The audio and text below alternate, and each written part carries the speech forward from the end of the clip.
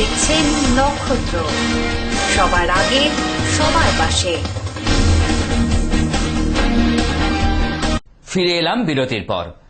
বুধবার ময়নাগুড়ি মারোয়ারি জনকল্যাণ সমিতির হল ঘরে আরএসপির দুদিনের জেলা সম্মেলনে একান্ত সাক্ষাৎকারে দলের রাজ্য সম্পাদক ক্ষিতি গোস্বামী তার নিজস্ব বেশ কিছু মতামত প্রকাশ করলেন আমাদের নক্ষত্রের প্রতিনিধিদের সামনে। বুধবার ময়নাগুড়ি মারোয়ারি জনকল্যাণ সমিতির হল ঘরে আরএসপির দুদিনের জেলা সম্মেলনের শেষ দিনে এক সাক্ষাৎকারে দলের রাজ্য সম্পাদক ক্ষিতি গোস্বামী জানান, ঘোষিত নীতি থেকে সরে গিয়ে বামফ্রন্টের উল্টো মুখ যাত্রাই হল সর্বনাশের কারণ। বামফ্রন্টের মধ্যে তো আমরা ছিলাম দীর্ঘদিন এবং বামফ্রন্টে থাকার সুবাদে আমাদেরকে স্বাভাবিকভাবে ফ্রন্টের যে নীতি সেই নীতিটাকে অনুসরণ করে চলতে হতো এবং এখানে যেহেতু আমরা প্রশাসনে ছিলাম, প্রশাসনেরও কিছু দায়িত্ব আমাদের উপরে ছিল। শুধু রাজ্য মন্ত্রিসভার ক্ষেত্রেই নয়, নিচু স্তরে বিভিন্ন জায়গায় পুরসভা, পঞ্চায়েত, বিভিন্ন ক্ষেত্রে আমরা বামফ্রন্টের মধ্যে থেকেই কিছু কিছু দায়িত্ব পালন করার সুযোগ পেয়েছিলাম। কথায় এক, কাজে আর এক। ফ্রন্টের মধ্য থেকে প্রতিবাদ করেছি, গ্রাহ্য করা হয়নি। প্রতিবাদ মন্ত্রিসভা থেকে বেরিয়ে এসেছিলেন আমাদের প্রতিনিধি, সেই সুযোগটাই নিল তৃণমূল কংগ্রেস। আমাদের ভুল, ওদের লাভ। এটা আমাদের কাছে চেতনা ফিরিয়ে দিল যে ডাকার মতো ডাকলে, ইস্যুর উপর ডাকলে এবং মনটা বড় করে ডাকলে মানুষ কিন্তু আছে। মানুষকে বুঝিয়ে দিচ্ছে যে তোমরা আগে নিজেদেরকে ঠিক করো, আমরা আছি, তোমরা নিজেদেরকে ঠিক করো। এমনভাবে চাপ দেওয়া হয়েছিল, এমনভাবে চাপ দেওয়ার চেষ্টা করা হয়েছিল, কিন্তু তাদের বিরত করা যায়নি। তাদের মধ্যে কেউ কেউ যথেষ্ট পরিমাণে অহংভাব, দম্ভ, দাম্ভিকতা এসব ভুগছিলেন এবং অদ্ভুতভাবে এই দাম্ভিকতা একবার উপর স্তরে যেটা শুরু হয়েছিল তার সংক্রমণ একদম নিচের দিকে এসে পৌঁছে গেছিল। একবার গ্রামীণ স্তরে, পঞ্চায়েতের মধ্যেও সেই দাম্ভিকতা, এই অহংবোধ, এই সমস্ত বিষয়ের সুযোগগুলি কিন্তু পরবর্তীকালে তৃণমূল এটা গ্রহণ করেছে। কারণ আমাদের যত ভুল হয়েছে ওর তত লাভ হয়েছে। আমরা শেষে দেখছি যত বেশি ভুল করেছি ওটা ওর পক্ষে পজিটিভ হয়েছে। কাজে আমরাই বলা যেতে পারে একদিক থেকে আমাদের ভুলের মধ্যে দিয়ে ওকে ক্ষমতায় আনার ব্যবস্থা করে দিয়েছি। ভাবতে পারিনি, কেউই কোনোভাবে প্রস্তুত ছিলাম না। সিঙ্গুর নন্দীগ্রামে যা হয়েছে সাধারণ মানুষের তা ভালো লাগার নয়। সিপিএম বড় দল বলে তাদের চাপানো সিদ্ধান্ত মেনে নিতে হতো ঐক্যের স্বার্থে।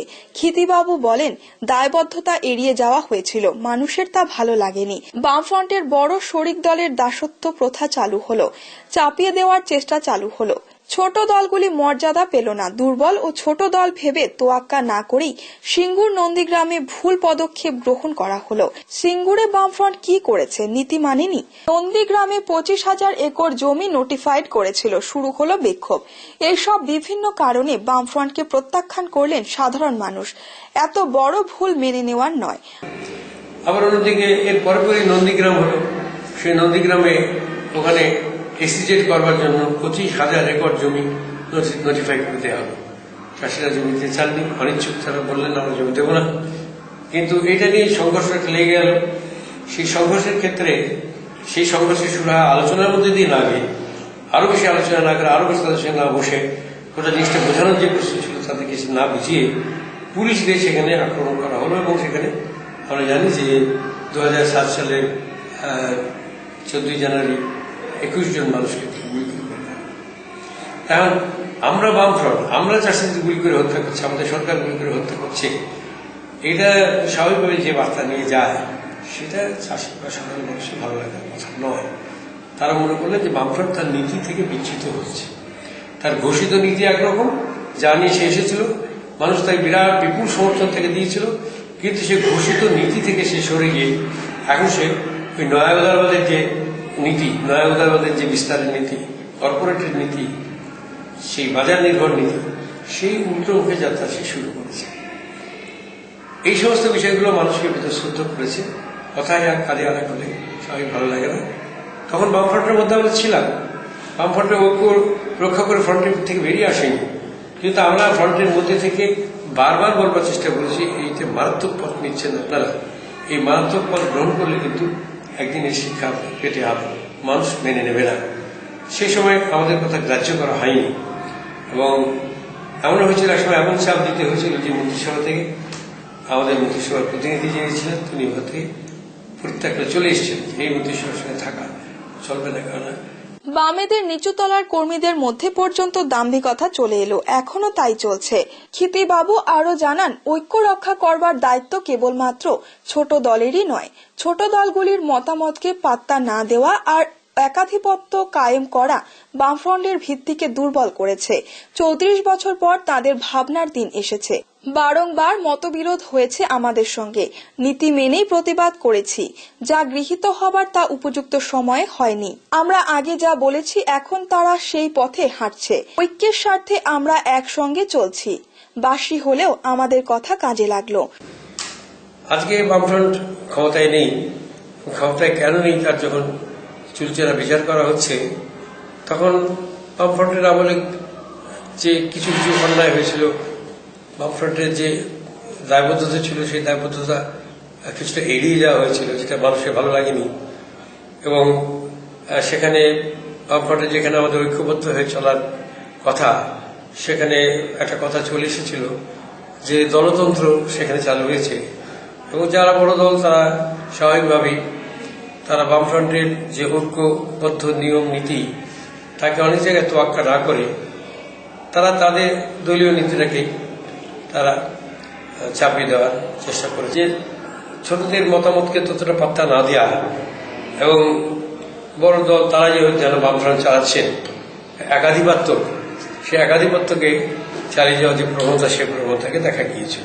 দলকে নিয়ে বৃহত্তর ফ্রন্ট গড়ে তোলার লক্ষ্যে এগিয়ে চলছি। সেখানে এসইউসিআইসি সহ সিপিআইএমএল এর একটা অংশ রয়েছে।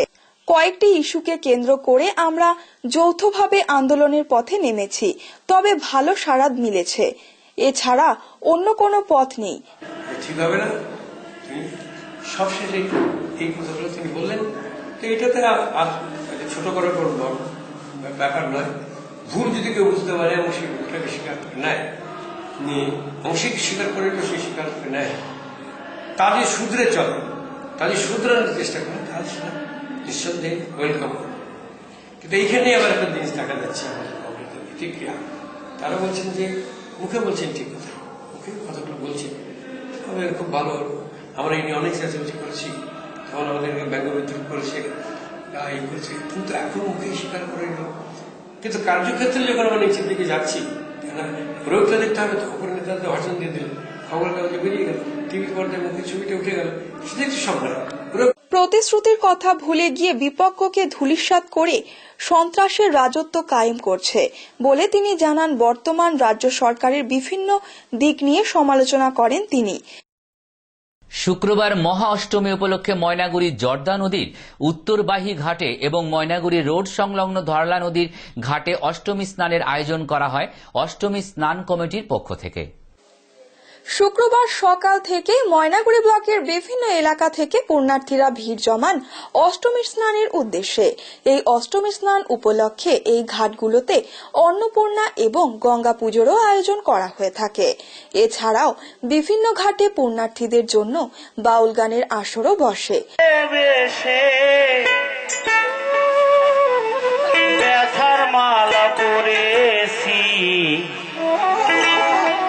পুণ্যার্থীদের মতে মহা অষ্টমী তিথিতে অষ্টমীর স্নান করলে তাদের পাপ মোচন হয়, সেই সঙ্গে তারা পুণ্য অর্জন করে বলে জানান।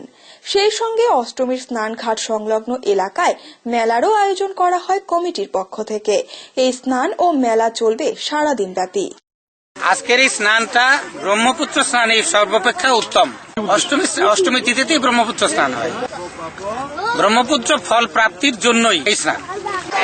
মানে ওই যে পরশুরাম যে করছিল আপনার, হ্যাঁ, পাপ করছিল, যার হাতে কোড়াল ছিল, সেই হিসাবে তার পাপ খরণের ফলে অষ্টমী তিথিতে অষ্টমী স্নান করতে হবে। সেই জন্য আমরা এখানে অনুকরণ করে আসছি। আমার একটা আগের ছিল আসবো, আগের একটা মানুষ হিসেবে আসছে। অষ্টমী স্নানে স্নান করলে পাপ পুণ্য হয়ে যায়, আমার যত পাপ আছে চলে যাবে। গঙ্গা পূজা, এখানে অন্নপূর্ণা পূজা, এই উপলক্ষেই অষ্টমী স্নানের মেলাটা হয়। বাউল গান, কথা বলি, কীর্তন অনুষ্ঠান হয়। এই মেলায় 5 থেকে 7,000 লোক আসেন, কীর্তন শুনেন এবং প্রসাদ, মানে সারাদিন প্রসাদ বিতরণ করা হয়।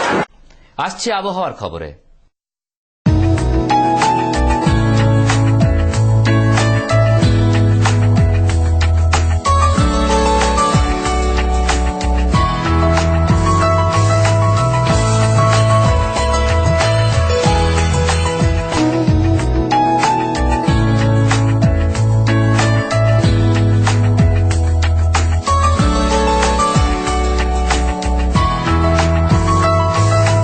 নক্ষত্র নিউজ আপাতত এই পর্যন্তই। ফিরে আসবো আরো গুরুত্বপূর্ণ খবর নিয়ে। ততক্ষণ সঙ্গে থাকুন, দেখতে থাকুন নক্ষত্র নিউজ।